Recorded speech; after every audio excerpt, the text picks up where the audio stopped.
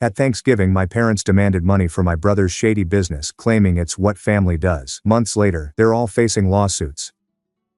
I suppose the best way to start is to admit that I no longer communicate with my family. It is not the result of a single argument or a spectacular fallout. It was a lifetime of minor things that grew into large things, and I realized I was best off keeping my distance. Here's how things went. My name is Ethan. I'm 28, and I've spent the most of my adult life attempting to fix the harm that growing up in my family created. My parents, Michael and Jennifer, raised me and my younger brother Jacob in an environment that felt more like a competition than a family. My father was the type of man who felt that severe love meant never showing any. My mother wasn't doing any better. They were continually comparing me to Jacob, grade sports, friends, and whatever else they could think of. They did not congratulate me on receiving an A's while he received a D. They just asked why I wasn't teaching him how to perform better. Jacob was always seen as the family's future, even while he was failing school and getting in trouble. I was the dependable one, the one they did not worry about. It sounds like a compliment, but it's not. It just meant I was invisible. By the time I was 20, I was so anxious to go that I departed for college across the country and never looked back. We had little communication after that. They would call sometimes, mainly when Jacob needed money or to remind me that family came first. My last visit before losing touch for good was over 4 years ago, and it was a disaster. Jacob got drunk and made a terrible joke about my then girlfriend Sophie, who is now my wife. That night, I knew he wasn't just jealous of my life. He was obsessed with her. At first I believed I was exaggerating, but his conduct throughout the years proved otherwise. He sent her improper messages on social media, contacted her late at night to speak, and once showed up unannounced at her workplace. He informed reception that he was surprising me, so they allowed him stay near her desk. It was neither fun nor harmless. It was creepy. Sophie blocked him on everything. I informed him that if he ever contacted her again, I would call the police. He backed off, but I had the sensation it wasn't finished. Life without them was serene. Sophie and I created a life that we were proud of. Good jobs, a tiny yet comfortable flat. We'd be moving into a tiny house in the spring. Friends that treated me more like family than my own family ever did. That item remained until approximately a month ago, when an envelope arrived in our mailbox with no return address. Inside was a card with a turkey on it, and a note from my mother. We are hosting Thanksgiving this year. It has been too long. The whole family will be present. We expect you both to attend. Classic control maneuver. There's no RSVP information, it's just a demand. I text her anyhow. We'd love to see you. There is no hope you will make it. We simply expect you. It was classic for them. Not an invitation, but a demand. My initial inclination was to toss it away. Sophie glanced at me and said, "Maybe we should go. Not for them, but for us. We shouldn't be afraid of seeing your family," she added. "And maybe it's time to put this behind us." I wasn't sure, but she had a point. We planned to start a family soon, and part of me felt that I needed closure before becoming a father. If nothing else, I wanted to face my parents in the eye and make it obvious that their and Jacob's behavior was no longer acceptable. So, against my better judgment, I texted my mother to say we'd be there. I regretted it as soon as I pushed submit. A week later, the first signs that this was a mistake appeared. Sophie was folding clothes when her phone vibrated with a text from an unknown number. The message read, "Can't wait to see you again. I've missed your smile." We both knew who it was, even though there was no name or background. Jacob. He had not altered. If anything, he felt empowered. Sophie blocked the call without replying, but I sat there gazing at the screen, my gut tight. I wanted to think that this Thanksgiving would be different. Perhaps they had changed or grown up a little. But deep inside I knew the truth. People like my parents do not change. Jacob surely does not. If anything, I suspected that this supper would exacerbate the situation. Nevertheless, we decided to go. Perhaps it was stubbornness. Maybe I simply wanted to tackle the matter directly on rather than having it linger in the background forever. I warned Sophie before bed that night. If anything happens, anything, we leave. There are no second chances. She agreed. We both realized we weren't simply returning home for Thanksgiving. We were returning to a location I had spent the most of my life trying to avoid. The trip to my folks' house seemed longer than usual. Sophie gazed out the window the majority of the time, and I could see she was attempting to remain calm. I was too. We hadn't been back in over 4 years, and it seemed like we were traveling through enemy territory. When we got to the house, nothing had changed. Same overdecorated porch, carefully maintained shrubs, and a large Carter family sign tacked over the front door as if it were an estate. My mom had always enjoyed putting on a show for the neighbors, and that hadn't changed. When we got out of the car, the door opened and she rushed out, arms wide, as if she was meeting her long-lost son. "Oh, Danny, look at you!"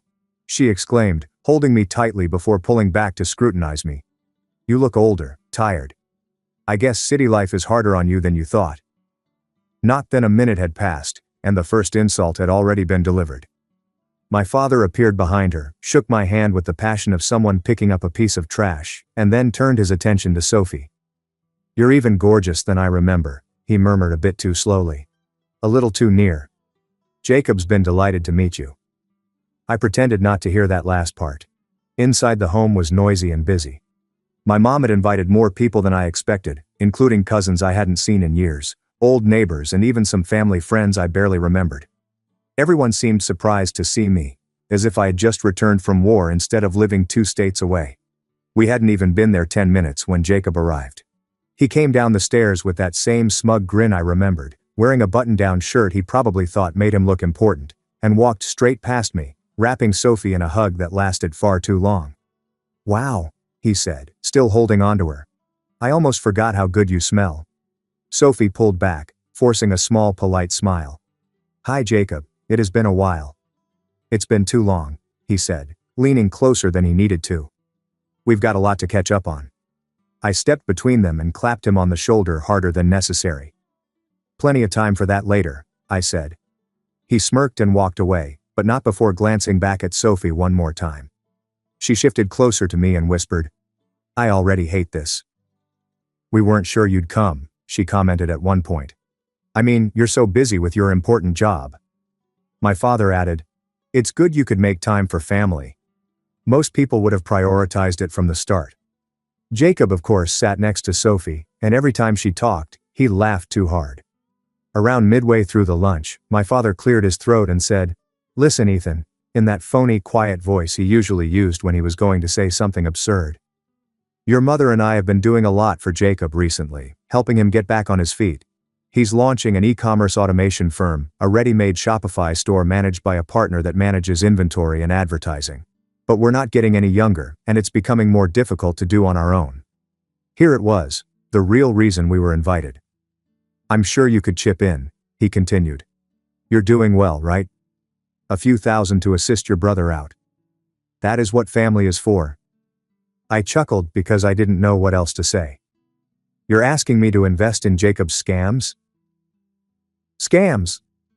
It's a real opportunity, and after everything we've done for you, it's the least you could do," my mom continued, irritated. "Everything you've done for me," I said. "You mean parenting me?" "That's referred to as parenting." Jacob piped up, his tone dripping with faux humility. "I don't need much, just some seed money. Sophie can most likely persuade you to do it. She's always been the more rational person." Sophie put her napkin down and whispered to me, "I want to leave." I wanted to say yes, to walk out of that house and never look back. But I also knew that if we left now, the whole thing would never end. They'd twist the story, make it seem like we were the problem, and nothing changed. "Not yet," I murmured back. "We're going to finish this." She moaned but nodded. We remained until dessert, which was more of the same. Insults cloaked in faux sympathy, strange comments from Jacob and my parents, behaving as if I owed them everything. By the time we left the table, I was fatigued. Sophie and I had hardly slept, and she said she kept waking up during the night, certain she heard footsteps outside our room. I believed her, since this home had always made people feel watched. When I walked out into the hallway to get coffee that morning, Jacob was already there, resting against the wall as if he'd been waiting for me. "Good morning, big brother," he said, grinning. "Sophie, are you awake yet? I was thinking we should go for a stroll. Just the two of us catching up." I didn't answer, just gazed till he chuckled and went away. During breakfast, Jacob's behavior became more obvious. Whenever Sophie moved, he followed her with his eyes, and if she stood up to grab something, he would also stand up. At one point, he reached across the table and brushed her wrist as he passed her the butter, which was completely unnecessary. Sophie froze, then quietly pulled her hand back and looked at me. That expression conveyed everything. I am not good with this. I confronted my mother about it when Jacob left the room. He's crossing lines, I said. You need to tell him to stop. She didn't even glance up from the dishes. Oh, Ethan, don't take things too seriously. Jacob is just affectionate. You know how lonely he has been. Affectionate? I repeated. He's creeping out my wife. She groaned, frustrated. Maybe Sophie should try to be a little nicer. He's your brother. It's not illegal to be friendly. That was their logic. Always justify Jacob and blame someone else. Later that afternoon, we went upstairs to change before supper, and when we returned to our room, there was an envelope on the bed that hadn't been there previously. My stomach fell as soon as I saw Sophie's expression after opening it. The note inside was handwritten and sloppy, making my skin crawl. I worry about you every day. I understand you're not pleased with him. We are intended to be together. I will wait for you as long as it takes. Sophie's hands shook as she handed it to me. He came in here, she muttered, while we were gone. I wanted to storm downstairs right then, but Sophie said, not yet.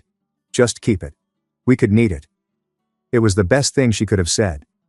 I folded the letter and tucked it into my jacket pocket. If things continued like they were, that piece of paper may wind up becoming proof. That evening, Jacob arrived with a newcomer, Nathan, who appeared to be in his late 30s, with a shaved head and a flashy watch, the type of guy who thought expensive cologne made him respectable. He shook my hand as if we were business partners and immediately began discussing opportunities, handing me a card for a storefront LLC I didn't recognize. Months later, the same LLC name appeared in the charging paperwork. Jacob tells me you're doing well for yourself, Nathan said. We're getting ready to launch something major. New investments, great upside. A little support from family might make a big difference. I nearly laughed. I'm not interested. Just think about it, he said, lowering his voice. It's not just about business. Helping family pays off in other ways. The way he said it felt like a threat, not a suggestion. Sophie and I sat in silence for a long time after they left. She looked exhausted and scared. I don't feel safe here, she admitted. He's not just being inappropriate anymore.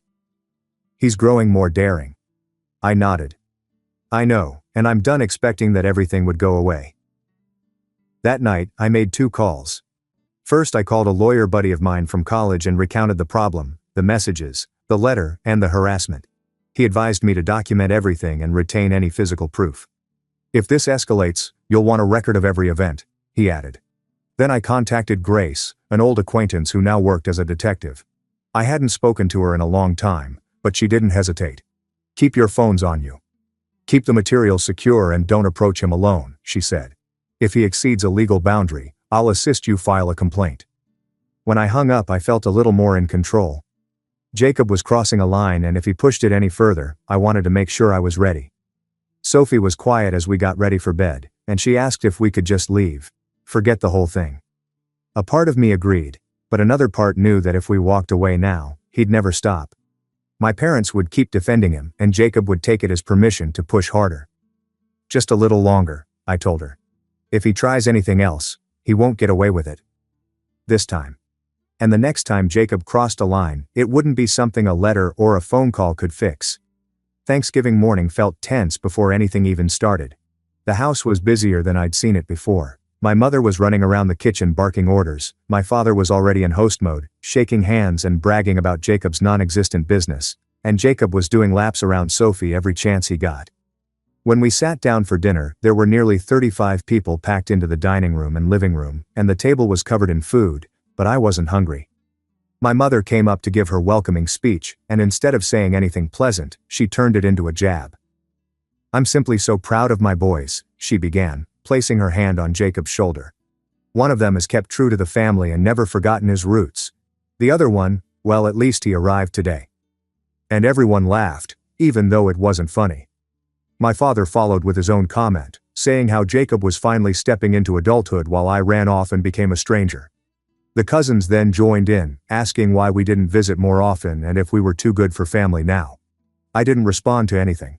Sophie tried to calm me down by holding my hand under the table, but Jacob wasn't going to let the night pass quietly.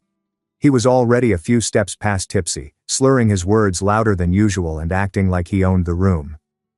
"So," he said suddenly, clinking his glass, "I just want to say something." The room fell silent. Jacob beamed as if he were preparing to give a speech. "I've always said Sophie and I would have made a great couple," he added, turning to face us. "We both enjoy the same things. She probably would have been happier with me anyhow." The table was silent for a moment, then a few others giggled. My mother laughed the loudest as if it were a light-hearted joke, and my father said, "Well, there's still time. You never know how life turns out." Sophie's face grew scarlet. She murmured something and rose up, claiming she needed to use the restroom. Jacob watched her walk away. I glanced at him and whispered, "Don't." He shrugged, seeming not to understand. I stood up and started walking toward the hallway, ignoring the relatives who tried to stop me to chat. The house was quieter back there, and when I turned the corner, I heard Sophie's muffled voice upstairs, followed by a louder scream. I ran up the stairs and followed the noise to the guest hallway, where she'd gone to the hall bathroom. He'd pushed her into the nearest guest room, but the knob wouldn't turn. It was locked, so I kicked it open. Inside, Jacob was cornering Sophie against the wall, his hand on her arm, and he was leaning in too close. She was pushing him away and yelling for him to stop. When the door slammed open, I saw his face. That same twisted, smug look he always had when he thought he was in control. "Get away from her," I said. "Relax," he said, laughing. "We're just talking." I didn't wait. I grabbed him by the back of his shirt and yanked him away from her. He stumbled, tried to swing at me, missed, and crashed into the dresser. He pushed himself up and lunged forward, shoving me in the chest. I swung back a quick punch to his jaw, sending him back against the wall. Everything turned chaotic. Sophie was crying and trying to pull me back. But Jacob came at me again, swinging wildly, and we crashed into the nightstand, knocking over a lamp. I shoved him down hard, pinning him with my forearm across his chest. "If you ever touch her again," I said, "I'll make sure you regret it." We both froze when we heard my mother screaming from the hallway. She had come running after hearing the noise and was now yelling that I was attacking her poor son. My father also appeared, shouting at me to let go of him. The next few minutes were a blur. Relatives crowded the hallway. Someone called the police. Jacob was pretending to be the victim, yelling that I snapped for no reason.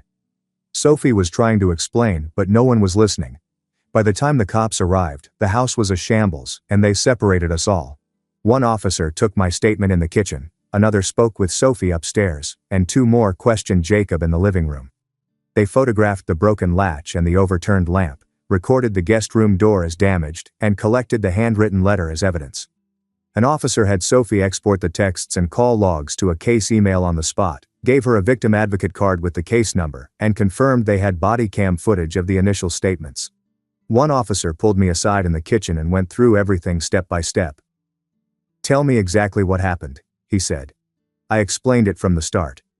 Sophie screamed. The door was locked. Jacob tried to force himself on her, and I pulled him off and defended her. The officer nodded and continued writing.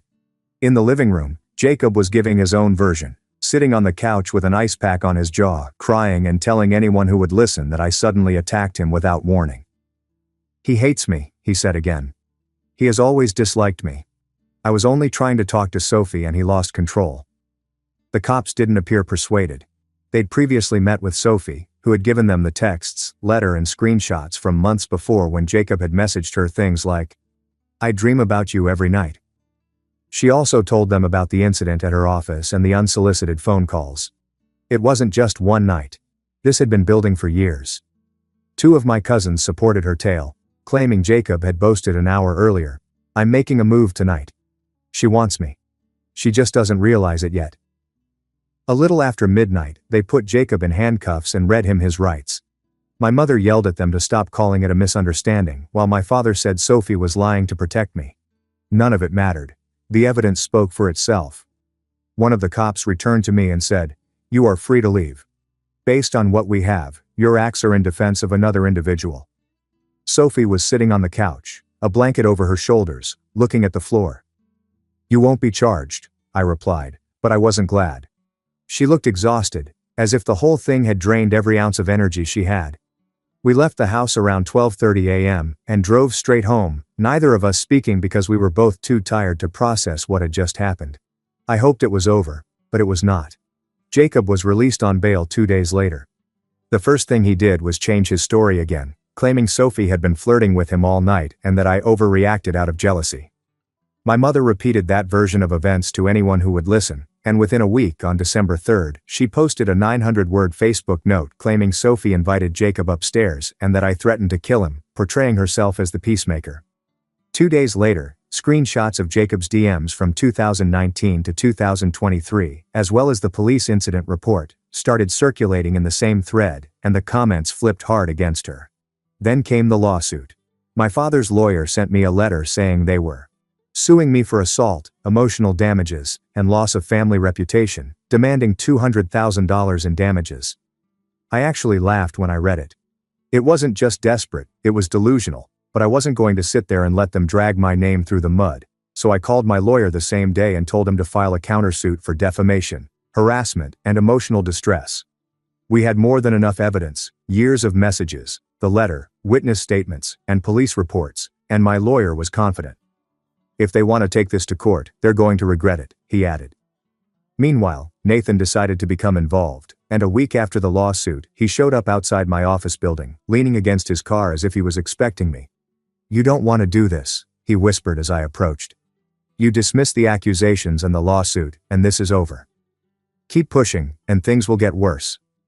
I didn't respond, instead pulling out my phone and starting filming. "Are you threatening me?" I asked.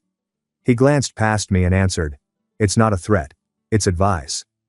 I submitted the tape to Grace, who reported it to the police, who added it to the continuing case file. Nathan was now officially involved in the investigation. By the end of that month, prosecutors filed charges of attempted sexual assault, known as assault with intent in our state, as well as felony stalking, harassment, unlawful contact, and violation of a protection order. The DA informed us that they were taking the case seriously due to the evidence and the ongoing pattern of behavior. My countersuit against my parents was moving forward, and Nathan was being monitored for potential witness tampering. Sophie remained tough through it all, meeting with investigators, giving statements, and preparing for court, but I could see how much it was tearing her down. We stopped going out as much, kept our doors secured, and peered over our shoulders more than we cared to admit. After Jacob's arrest, I thought the worst was behind us, but the weeks that followed made Thanksgiving look like a walk in the park. It felt like our entire lives had turned into one long fight, not just against Jacob, but also against the people who were supposed to love us the most. As much as I hated to admit it, I knew it was far from over, and the more we pushed for accountability, the worse it would get. We had obtained a temporary restraining order at his arraignment, and for a while, he seemed to obey it. Then, around 9:30 p.m., I received an alert from our porch camera, and every secret my family had ever tried to keep hidden began to emerge. When I checked the stream, Jacob was standing on our doorway, hands in his pockets, peering at the door. I urged Sophie to remain inside and cracked the door open. "You're breaking a court order." "Leave now," I screamed. He grinned as if it didn't matter and answered, "I just want to talk to her." I slammed the door and phoned 911. Police came 20 minutes later and found him sitting in his car at the end of the driveway. The DA filed a motion to revoke his bail, and this time he didn't go home. However, the civil case and investigation into his finances revealed far more. My lawyer called me one afternoon and said, "We found something." Jacob and my father had stolen more than $250,000 from an inheritance account my grandmother had left for my mother. It was intended for her retirement, but they spent it on Jacob's bogus company bills and dubious payments related to Nathan's frauds. The fallout was swift. My parents' reputation suffered greatly once those recordings became public. Friends stopped returning their calls. People they'd known for decades had erased them online. Even their church had alienated itself. Jennifer couldn't bear the humiliation. She began writing long, furious rants online, accusing me and Sophie. She said Sophie had misled Jacob and that I had brainwashed her. In one post, she claimed that I had harmed Jacob as a child, and that he was playing out his pain. Initially, few people believed her. Then screenshots of Jacob's communications, police records, and court documents began circulating. People witnessed the reality. The falsehoods made her appear desperate, and her credibility faded. Nathan's situation also blew up.